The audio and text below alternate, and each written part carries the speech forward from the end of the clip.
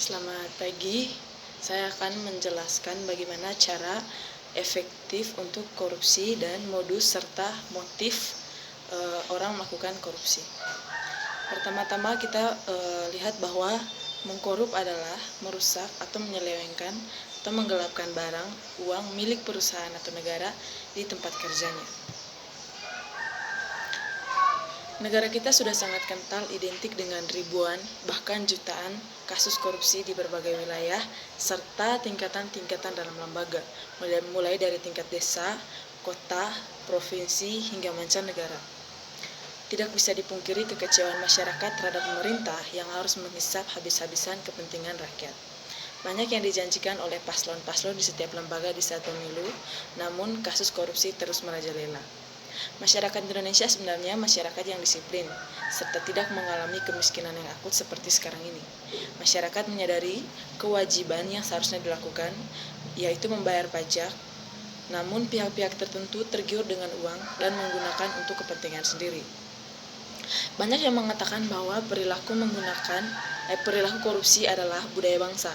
Seakan pendapat ini benar. Jika kita melihat begitu, mengguritanya perilaku korupsi di negeri ini. Berita korupsi tiada henti menghiasi layar kaca. Operasi tangkap tangan yang dilakukan KPK terhadap para korupsi tidak sedikit pun menyurutkan orang untuk melakukan korupsi.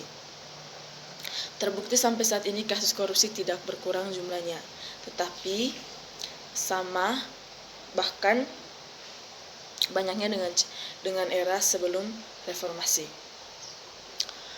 Korupsi di negeri ini tak pernah ada kata berakhir bagaikan lirik lagu gugur satu tumbuh seribu. Boleh saja KPK menangkap pelaku tindak pidana korupsi, tetapi koruptor selalu tumbuh tidak kenal ruang dan waktu. Terus berevolusi, bergenerasi, bermetamorfosis seiring kemajuan peradaban. Maka dari itu rumusan masalah yang saya petik dari latar belakang yang saya susun, yaitu saya ingin menjelaskan apa itu korupsi, kedua cara korupsi yang lain dari yang lain, ketiga modus dan motif korupsi. Ada berbagai cara orang untuk korupsi, mulai dari cara yang paling rumit hingga yang paling efektif, tergantung seberapa besar dana yang dikorupsi. Cara melakukan korupsi yang paling efektif menurut saya, yaitu contohnya korupsi yang dilakukan oleh tingkat bupati atau yang lainnya. Pertama-tama bupati mengeluarkan program pembangunan jalan yang rusak untuk beberapa daerah yang termasuk dalam wilayahnya. Lalu melakukan pendataan serta merinci berapa saja anggaran yang harus diminta untuk memperbaiki jalan atau pembangunan lainnya yang akan diperbaiki. Setelah melakukan pendataan, maka bupati akan mengajukan dana yang sebenarnya, misalnya dana yang mengajukan permohonan untuk meluncurkan dana serta melakukan pendataan serta yang rinci. Setelah melakukan pendataan, maka bupati akan mengajukan dana yang harus diluncurkan. Langkah selanjutnya adalah mengajukan dana yang melebihi dana yang sebenarnya. Misalnya dana yang seharusnya adalah 500 juta, namun dana yang diajukan adalah 1 miliar. Setelah dana telah diterima, langkah selanjutnya adalah membeli bahan-bahan serta peralatan yang murah dan kualitasnya rendah agar tidak terlalu mahal. Sisa dana hasil pembangunan yang dilakukan pun dimasukkan dalam kantong bupati atau pihak-pihak tertentu. Sementara laporan yang diberikan kepada pusat tidak sama dengan realita yang terjadi di lapangan. Maka terjadilah korupsi yang dilakukan oleh pihak yang disebut pemerintah. Yang kedua, modus dan motif korupsi. Yang pertama modus. Yang pertama penyalahgunaan anggaran. Ada 39 kasus dengan nilai kerugian negara sebesar 86,5 miliar yang menggunakan modus ini. Yang kedua, modus markup. Modus ini ditemukan 26 kasus korupsi dengan total nilai kerugian 372 miliar. Yang ketiga, modus suap. kasus dugaan korupsi yang menggunakan modus ini sebanyak 24 kasus dengan total nilai suap sebesar 41,7 miliar. Yang keempat, modus korupsi dengan pungutan liar, ada 17 kasus dengan modus seperti ini. Besaran nilai pungutan liar itu sebesar 32 juta rupiah. Yang kelima, modus penggelapan sebanyak 11 kasus dengan nilai pungutan sebesar 11,3 miliar. Yang keenam, modus laporan fiktif, jumlahnya ada 111 kasus menggunakan modus ini dengan nilai kerugian negara sebesar 52,2 miliar. Yang ketujuh, modus gratifikasi. 2 kasus korupsi dengan nilai gratifikasi yaitu 435 juta rupiah. Yang kedelapan, modus pemotongan anggaran 2 kasus dengan nilai anggaran sebesar 1,4 miliar rupiah. 9. Modus anggaran ganda. Modus ini ditemukan pada 1 kasus dengan nilai pungutan liar sebesar 1,6 miliar. Yang ke-10, modus kegiatan atau proyek fiktif. Ada 1 kasus dengan nilai 810 juta. Yang ke-11, modus markdown. Ada 1 kasus dengan nilai kerugian negara sebesar 1,4 miliar. Dalam menyusun laporan ini, ICW menggunakan metodologi tabulasi data dan menggunakan sumber sekunder yaitu media daring, media massa, hingga siaran pers yang dilakukan oleh instansi penegak hukum. Selanjutnya, motif. Yang pertama, motif personal yaitu ingin memperkaya diri atau memperkaya orang lain. Kedua, motif elektoral, dan ketiga, motif institusional. Menurut Kamus Oxford, korupsi adalah perilaku tidak jujur atau ilegal, terutama dilakukan oleh orang yang berwenang. Arti lain korupsi adalah tindakan atau efek dari membuat seseorang berubah dari standar perilaku moral menjadi tidak bermoral. Berdasarkan Undang-Undang Nomor 31 Tahun 1999, korupsi adalah tindakan setiap orang yang secara melawan hukum melakukan perbuatan memperkaya diri sendiri atau orang lain, atau suatu korporasi yang dapat merugikan keuangan negara atau perekonomian negara. Korupsi juga diartikan sebagai tindakan setiap orang yang dengan tujuan menguntungkan diri sendiri atau orang lain atau suatu korporasi. Juga menyalahgunakan kewenangan, kesempatan, atau sarana yang ada padanya karena jabatan atau kedudukan yang dapat merugikan keuangan negara atau perekonomian negara. Korupsi merajalela di Indonesia. Hampir tiap bulan ada operasi tangkap tangan yang dilakukan oleh KPK.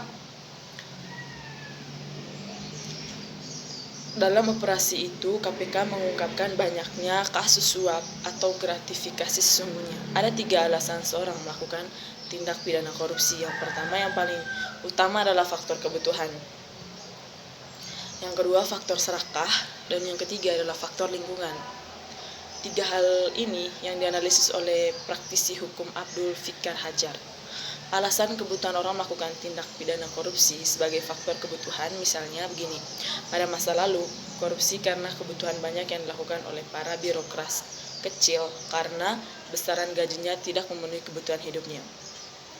Namun, pada perkembangannya, korupsi karena kebutuhan ini justru terjadi karena besaran modal yang dikeluarkan oleh si pelaku, yaitu para calon kepala daerah seperti gubernur, bupati, dan wali kota. Perlu diketahui untuk menjadi kepala daerah, modal politik yang harus dikeluarkan sangatlah besar. Faktor yang kedua, yaitu adalah faktor keserakahan si pelaku. Sebab, banyak pejabat melakukan tindak pidana korupsi meski memiliki harta yang berlebihan. Misalnya, para penyelenggara negara, pengusaha, ataupun anggota DPR tertangkap dan diadili serta diputus sebagai koruptor. Jika dilihat LHKPN-nya, mungkin tidak akan habis dikonsumsi 7 turunan. Tapi realitanya, merekalah yang justru banyak melakukan korupsi karena memang merekalah yang paling punya kesempatan untuk melakukan korupsi. Selain kedua faktor di atas, faktor penyebab yang melakukan tindakan pidana korupsi karena sistem. Biasanya dalam konteks ini, pelaku semula bukan pelaku yang antusias atau berambisi, tetapi karena sekelilingnya yang sudah korup dan jika tolak akan dianggap aneh. Benih-benih ini yang membuat si pelaku harus ikut-ikutan bertindak korup, lalu kemudian membagi dua model pelaku korupsi karena sistem tadi. Pertama, seorang terlibat karena jabatan yang didudukinya terbiasa atau merangsang stakeholder untuk menyerahkan uang ketika berurusan dengan jabatan itu. Meskipun pada awalnya sang pejabat akan menolak, tapi pada akhirnya dilakukan oleh lingkungannya. Tipe kedua, pejabat yang diputus sebagai terdakwa pidana korupsi yang sebenarnya dia menolak dan tidak menikmati korupsi atau tidak menikmati uang korupsi. Tetapi karena sepengetahuannya, dia harus bertanggung jawab atas perbuatan bawahannya yang bertindak korupsi itu atau korup.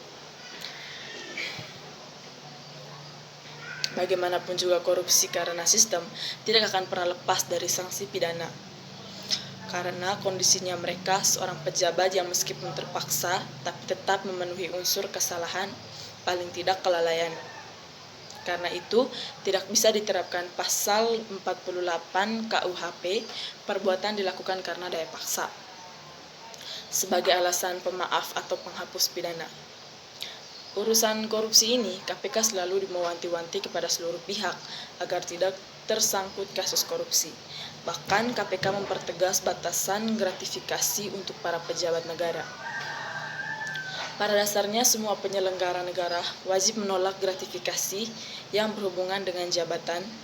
Bila ada kondisi yang tidak memungkinkan untuk menolak langsung, maka diberi batas 30 hari untuk melaporkan dirinya ke KPK.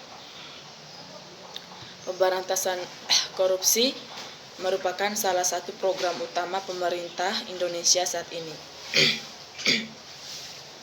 Terpuruknya citra Indonesia di dunia internasional, keluhan sektor bisnis tentang bermacam praktek korupsi, dan pungutan serta desakan dari masyarakat untuk mengatasi masalah korupsi memaksa pemerintah menempatkan pemberantasan korupsi menjadi prioritas utama. Apalagi beberapa pemerintahan sebelumnya dianggap gagal memberantas korupsi.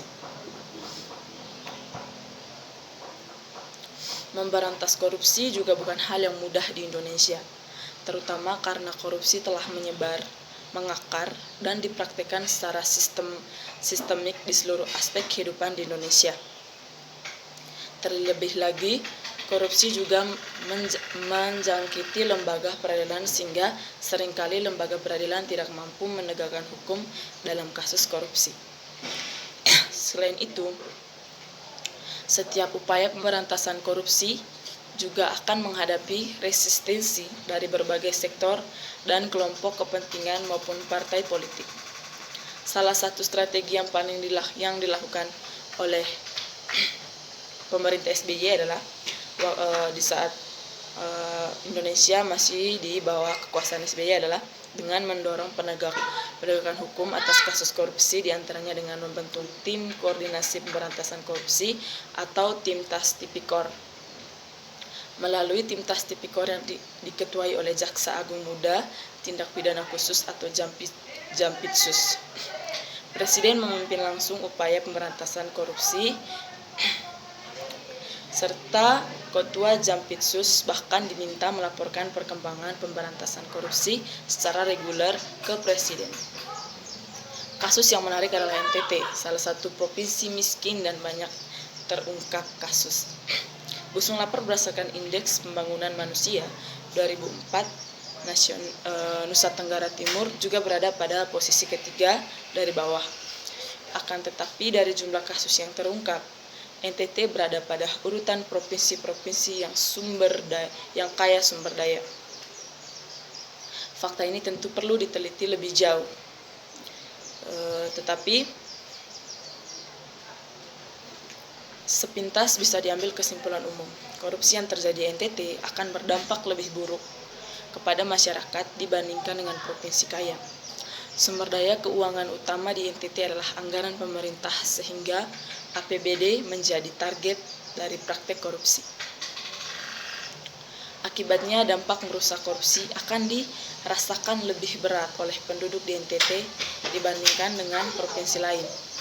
Jika fenomena korupsi ada di satu negara, itu akan terjadi menyebar ke dalam sistem pendidikan dan terutama di tingkat yang lebih tinggi, pendidikan dan universitas. Jenis-jenis korupsi, tingkat penyebarannya, dan konsekuensinya dalam hal ini, sistem tertentu dan hasil di tingkat masyarakat. Beberapa korupsi dalam sistem pendidikan menyebabkan masalah yang berhubungan dengan pembiayaan sekolah dari publik uang. Jika kita berbicara tentang korupsi di tingkat pendidikan kementerian atau tentang lembaga yang bertanggung jawab untuk pembiayaan dan administrasi sistem pendidikan, tetapi juga dapat memiliki dampak langsung pada generasi muda siswa, pada sistem mereka, nilai-nilai, dan pada model budaya satu negara atau satu wilayah. Jika kita pertimbangkan fakta korupsi yang berhubungan langsung dengan kehidupan siswa, ini konsekuensinya tidak dapat diukur secara langsung dalam jangka pendek. Tetapi mereka dapat melihat atau memiliki dampak yang sangat serius dalam menurunkan standar pendidikan dalam jangka panjang. Dalam mengurangi daya saing ekonomi, khususnya di bidang-bidang pendidikan, di mana fenomena korupsi hadir dan jelas. Menurut sebuah studi dari Bank Dunia pada tahun 2003, dibuat di Kazakhstan, rasio korelasi antara kualitas persepsi dalam pendidikan adalah 0,27%. Di bidang pendidikan tinggi di negara-negara dalam transisi, tidak ada studi atau analisis untuk memeriksa tingkat umum korupsi dalam sistem pendidikan atau fitur spesifiknya. Menurut studi Chapman, diikuti oleh Rumyantseva pada tahun 2005, korupsi di bidang pendidikan dapat dilihat sebagai berikut. Departemen pendidikan level regional di suatu pendidikan dapat dilihat sebagai berikut. Unit pendidikan, hubungan antara murid dan guru, dan internasional agensi.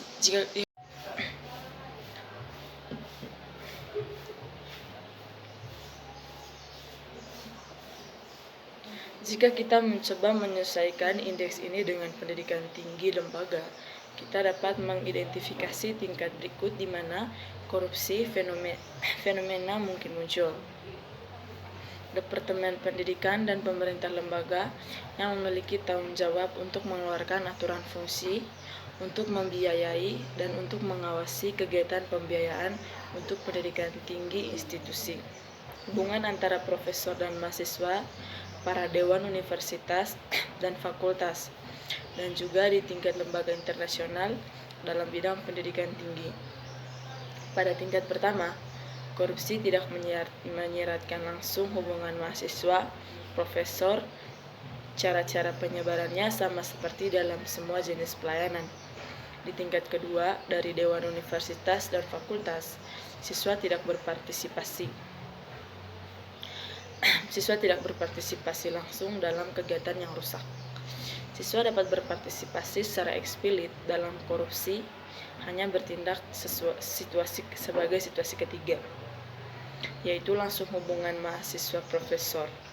Jika dalam dua kasus pertama, efeknya dirasakan oleh pengeluaran dana yang tidak efisien, menurunkan standar proses pendidikan dan juga standar prestise universitas. Di tingkat masyarakat secara keseluruhan, pada situasi ketiga di mana siswa mendapat manfaat dari tindakan korupsi, menyebabkan efek yang paling sulit diukur dan sangat serius konsekuensi dalam jangka panjang. Menyebabkan efek yang sulit diukur dan serius dan konsekuensinya dalam jangka panjang.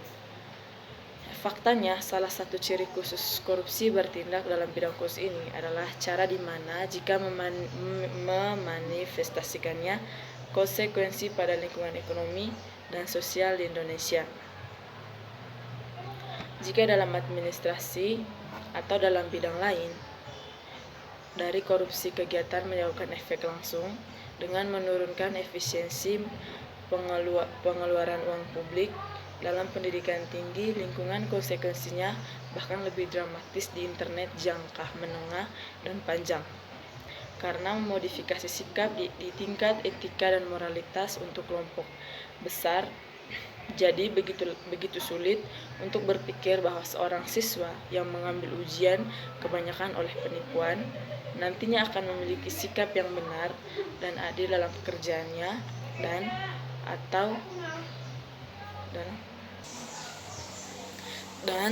atau dalam mengembangkan bisnis masa depannya. Analisis korupsi direkomendasikan karena alasan berikut. Yang pertama, saat ini tidak ada metodologi atau indeks untuk mengukur tingkat korupsi di berbagai sektor di Indonesia. Aktivitas masyarakat sipil dan berbagai badan internasional memiliki persepsi negatif pada serangkaian sektor kegiatan seperti keadilan, administrasi, kesehatan masyarakat, pendidikan publik administrasi, tetapi tidak ada standar untuk mengukur korupsi ukuran di bidang ini. Inilah sebabnya mengapa perlu untuk mengembangkan sistem indeks yang memadai dan metodologi selanjutnya sesuai untuk setiap sektor agar dapat bekerja secara efisien. Mekanisme untuk memerangi korupsi. Laporan tahunan Komisi Eropa menggarisbawahi perlunya bagi Rumania untuk melanjutkan proses desentralisasi dengan menggunakan teknik simulasi. Disarankan untuk memperkirakan tingkat korupsi di domain yang disebutkan di atas. Kita juga harus mengingatnya proses desentralisasi serangkaian mekanisme yang menghasilkan fenomena korupsi dapat ditransfer dari tingkat pusat ke tingkat lokal. Belum ada model analisis kuantitatif konsekuensi korupsi pada pembangunan ekonomi dan sosial di Indonesia tingkat regional dan nasional. Inilah sebabnya mengapa teknik ekonometrik atau model dapat memperkirakan serangkaian konsekuensi korupsi pada pembangunan ekonomi dan sosial suatu daerah.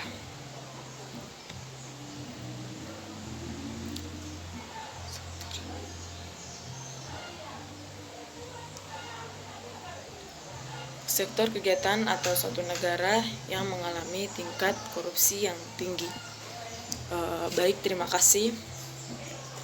Itulah hasil kerja saya mengenai cara korupsi yang efektif, modus dan motif dari korupsi itu sendiri. Kita ketahui bahwa Indonesia saat ini sedang mengalami kemiskinan serta kelaparan di mana-mana, terutama di daerah-daerah atau kota-kota besar. Itulah sebabnya mengapa kita harus memutuskan untuk menghentikan tindakan korupsi selanjutnya, atau kita tidak menjadi bibit-bibit korupsi yang akan merugikan masyarakat Indonesia di kemudian hari. Kekayaan sumber daya alam yang dimiliki oleh Indonesia sangat besar dan bahkan tidak dapat dihitung jumlahnya.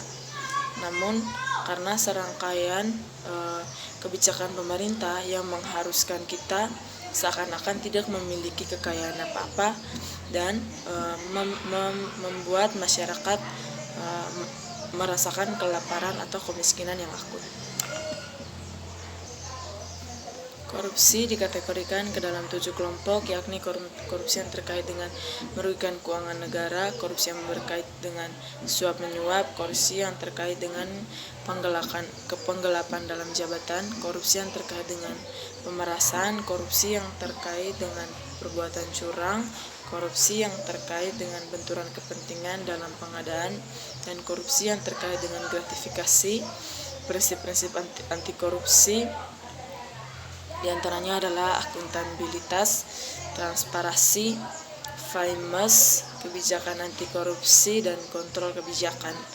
Faktor-faktor yang menyebabkan tindakan korupsi adalah kelemahan kepemimpinan, kelemahan pengajaran agama dan etika, kolonialisme, kurangnya pendidikan, banyaknya kemiskinan, tidak adanya tindakan tegas, perubahan radikal, dan keadaan masyarakat semakin majemuk. Saran dari saya yang terakhir adalah sudah selayaknya bagi kita untuk senantiasa menghindari kasus korupsi baik dalam bentuk besar ataupun kecil, karena semua itu akan merugikan diri sendiri, orang lain, dan seluruh masyarakat Indonesia. Korupsi bukanlah perbuatan yang terpuji, dan dari itu mari kita hentikan korupsi atau tidak menjadi bibit-bibit korupsi selanjutnya. Terima kasih.